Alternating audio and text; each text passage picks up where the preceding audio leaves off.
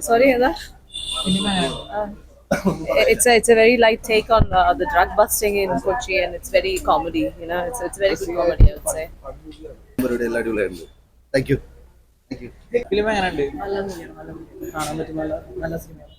Comedy ഉണ്ട്, നല്ല കൊച്ചിയുടെ ഒരു ലഹരി മാഫിയനെ കുറിച്ചിട്ടുള്ള കഥയാണ്.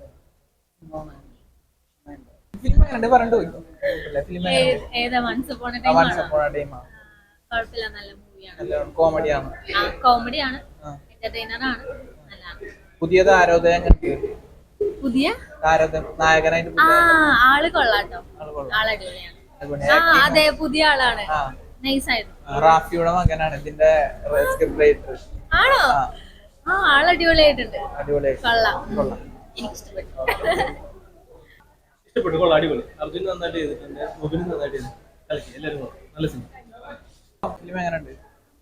നല്ല അടിപൊളി സിനിമ. മുബീൻ, അർജുൻ അശോക് എല്ലാം നല്ല ഗ്രാൻഡ് ആയിട്ട് അഭിനയം. നായകനായിട്ട് വന്ന മൂഫി എങ്ങനെയുണ്ട്? മുബിന്റെ നല്ല പെർഫോമൻസ് കൊള്ളാം, നല്ല സൂപ്പർ. ഫിലിം എങ്ങനെയുണ്ട്? പുതിയ നായകനായിട്ട് വന്ന മൂഫി വേറെന്താ പറയാ? കോമഡി എങ്ങനെയുണ്ട്? കോമഡി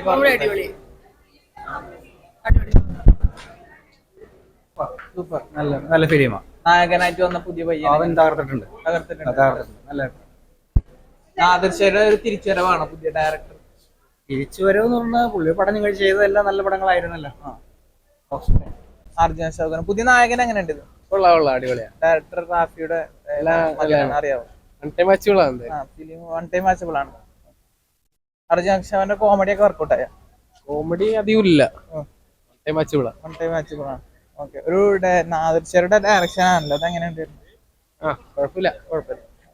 പടം അടിപൊളിയായിരുന്നു, മേക്കിംഗ് വൈസ് സൂപ്പർ ആയിരുന്നു, എല്ലാം അടിപൊളിയായിട്ട് പോകണ്ടായിരുന്നു. ന്യൂ ഫേസ് ആയാലും പൊളിയാണ്, ഡയറക്ടിങ് പൊളിയായി, റാഫി അങ്കിള് അടിപൊളിയായിട്ടുണ്ട്, നാദിർഷ അങ്കിള് അടിപൊളിയായിട്ട് അഭിനയിച്ചിട്ടുണ്ട്.